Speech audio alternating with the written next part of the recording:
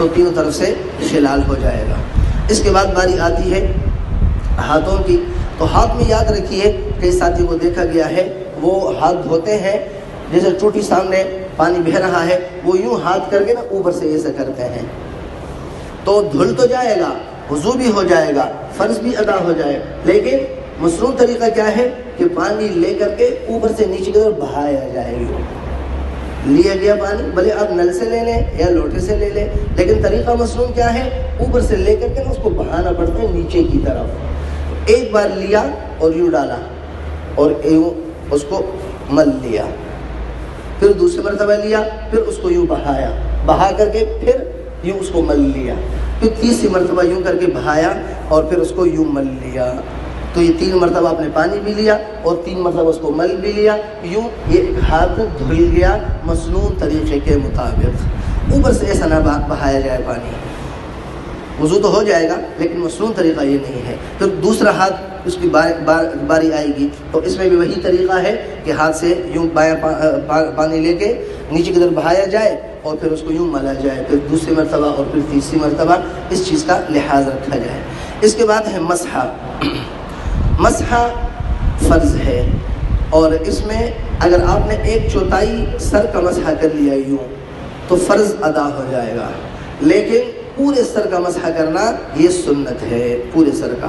اس کا طریقہ یہ بھی ہے کہ آپ نے یوں کر لیا اور پھر ہاتھ واپس لے آئے تو مسح ہو جائے گا، لیکن صحیح طریقہ، مصنون طریقہ اور بہتر طریقہ وہ ہے کہ آپ نے ان 3 انگلیوں کو الگ کر لیا، شہادت کی انگلی کو الگ کر دیا، انگوٹھوں کو الگ کر دیا، تو 3۔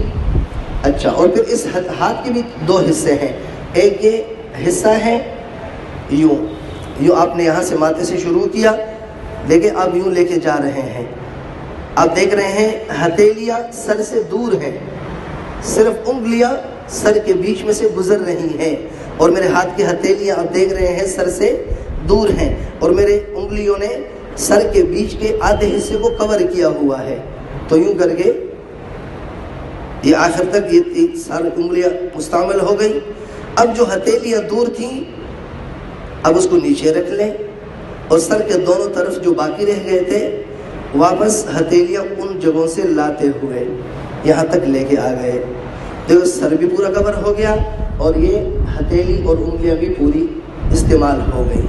البتہ انگوٹھا اور شہادت کی انگلی آپ کی استعمال نہیں ہوئی، کیونکہ 3 انگلی آپ نے استعمال کی نا، یہ دیکھیں انگوٹھا اور انگلی وہ دور ہے سر سے۔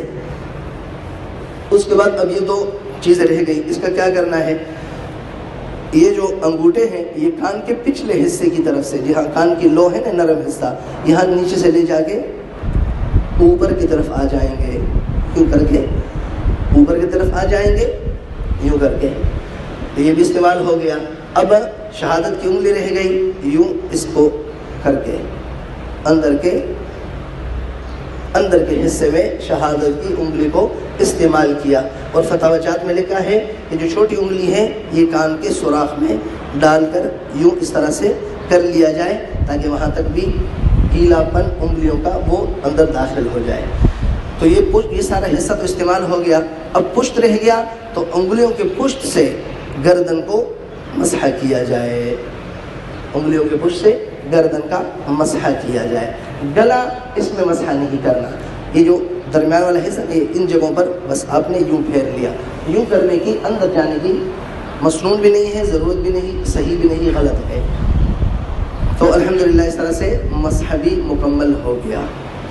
اور مسح کے لیے جو آپ نے ایک پانی لیا تھا نا شروع میں، وہ ہاتھوں سے فارغ ہونے کے بعد مسح کے لیے مستقل ایک پانی لینا پڑتا ہے، دونوں ہاتھ دھل گئے، اب جب مسح کی باری آئی آپ نے پھر پانی لیا دونوں ہاتھوں میں اور اس کو اس سے جھاڑا، اب جو گیلا پن ہے نا اس سے آپ نے مسح کرنا ہے، اول سے لے کے آخر تک وہ ایک ہی مرتبہ میں وہ ساری جو انگلیوں کی گیلا پن ہے نا اس کو پورا کرنا ہے، الگ پھر دوبارہ سے پانی لینے کی ضرورت نہیں ہے۔ اس کے بعد ہے پیروں کی باری آئے گی۔ اچھا، گردن کے مسح کے بعد پھر آپ انگلیوں کا خلال یوں بھی کر سکتے ہیں، یوں بھی کر سکتے ہیں، تاکہ اگر یہاں پر بھی کوئی شک شبہ نہ رہے اور مکمل طور پر یہ بھی گیلے ہو جائیں۔ اس کے بعد آئے گی پیر کی باری۔ تو جو طریقہ عرض کیا تھا ہاتھ میں اوپر سے نیچے پانی بہانے کا، بعینی وہی طریقہ پیروں کے دھونے میں بھی ہے۔ اوپر جیسے پیر اٹھایا تو انگوٹھے کی اور انگلیوں کی طرف سے اس میں پانی بہائیں گے. ایک مرتبہ پانی بہایا اور الٹے ہاتھ سے پورے پیر کو دھو لیا, اس کو مل لیا اچھی طریقے سے. پھر دوسری مرتبہ, پھر تیسری مرتبہ. البتہ پیروں میں یہ ہے کہ الٹے ہاتھ کے جو چھوٹی انگلی ہے, الٹے ہاتھ کی جو چھوٹی انگلی ہے, اس کو چنگلیاں کہتے ہیں, اس سے پیروں کے انگلیوں کے درمیان میں خلال کرنا یہ بہت ضروری ہے. مسنون بھی ہے اور ضروری اس لیے بھی ہے کہ عموماً کبھی کبھی وہ نچلا جو حصہ ہے نا اس تک بسا اوقات پانی نہیں پہنچ پاتا, خاص طور پر سردی کے زمانے میں پیر ہاتھ خشکی کی وجہ سے اس قدر خشک ہو چکے ہوتے ہیں کہ اگر آپ اوپر سے پانی ڈالتے ہیں نا تو آپ نے دیکھا ہوگا وہ پانی گر جاتا ہے لیکن چمڑا جو ہے نا وہ خشک رہ جاتا ہے. تو جب تک آپ خلال نہیں کریں گے تب تک وہ گیلا نہیں ہوگا. جو گیلا نہیں ہوگا تو یہ تو انگلیاں, اس کے اندر کا حصہ ٹخنوں تک, یہ پورا کا پورا فرض ہے دھونا, اس کو گیلا کرنا فرض ہے. تو اس لیے پیر کو دھویا تو جیسے یہ میرے پیر کی انگلیاں ہیں تو یوں کر کے اس میں خلال کریں, یوں کر کے اس طرح خلال کر لیں گے تو انگلیوں کا خلال ہو جائے گا. تو دائیں پیر بھی دھل گیا اور بائیں پیر بھی دھل گیا, اور یہ مسنون طریقہ ہے. اور اس میں ایک چیز کا اضافہ, اگر دعائیں یاد ہیں مسنون جو ثابت ہیں تو بہت اچھی بات ہے. ہر عضو کی اپنی دعا ہے, ہاتھ دھوئیں گے تو اپنی دعا, منہ میں پانی ڈالیں اپنی دعا, ناک میں اپنی دعا, چہرہ دھونا اس کی اپنی دعا, ہاتھ دھونا اپنا, مسحہ اور پیر دائیں بائیں الگ الگ سب کی اپنی دعائیں ہیں. اگر کس کو یاد ہے فللہ الحمد, بڑی اچھی بات ہے.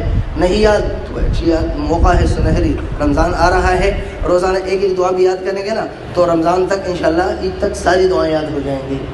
کیا ہی اچھی بات ہو کہ اپنے مسنون طریقہ بھی استعمال فرمایا اور ہر عضو میں دعا کا بھی اہتمام کیا.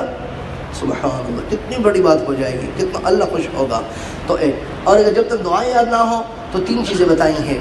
بسم اللہ تو سب کو یاد ہے, لا الہ الا اللہ یہ بھی سب کو یاد ہے, درود شریف بھی سب کو یاد ہے. فرمایا اگر دعائیں یاد نہ ہوں تو وضو کے دوران یعنی وضو کرتے کرتے ان 3 کلمات کو آپ ادا کر سکتے ہیں, بسم اللہ یا لا الہ الا اللہ یا درود شریف پڑھ لیا کریں. تو جو سب کو یاد ہے تو اس کا معمول رکھیں اور آگے تک. اور پھر اس کے بعد جب وضو مکمل ہو جائے تو وضو مکمل ہونے کے بعد کھڑے ہو کر اشہد ان لا الہ الا اللہ, یہ جو دعا ہے اس کا اہتمام کر لیا جائے. اس کے فضائل بھی بہت ہیں. اور آپ علیہ السلام سے ایک عمل ثابت ہے کہ اگر آپ برتن سے وضو کر رہے ہیں نا اور برتن میں تھوڑا سا پانی بچ گیا تو پھر اس کو آپ پی لیں, یہ آپ علیہ السلام سے ثابت ہے. لیکن چونکہ ہم تو نل سے وضو کرتے ہیں اس لیے یہاں پر ایسا عمل تو نہیں. لیکن اگر آپ کسی برتن سے وضو کریں گے تو ظاہر ہے وہ پاک پانی ہے, صاف پانی ہے, جو تھوڑا سا بچ جائے وہ آپ پی سکتے ہیں سنت کے طور پر. ان ساری چیزوں کے اندر فرائض بھی آ گئے اور مسنون طریقہ بھی آ گیا. تو اہم ترین چیز ہے یاد رکھنے کی, وہ پانی کا استعمال بہت قلیل کرنا ہے. یعنی کہ مسنون طریقے سے تو کر لیا, فرائض بھی ادا ہو گئے اور پتہ چلا پانی اتنا بہایا, اللہ اکبر کے اسراف میں آ گیا. تو پانی کا استعمال اس کا بہت خیال رکھنا ہے. بعض لوگ نل کھول کے وضو کر رہے ہوتے ہیں نا, مسواک چل رہا ہے اور ادھر سے نل بھی چل رہا ہے, پتہ نہیں نیچے بالٹی رکھیں گے نا تو پوری ایک بالٹی بھر جائے گی. تو اس کا بہت خیال رکھنا ہے. اللہ کریم ہم سب کو ہر عمل کو سنت کے مطابق ادا کرنے کی توفیق نصیب فرمائے.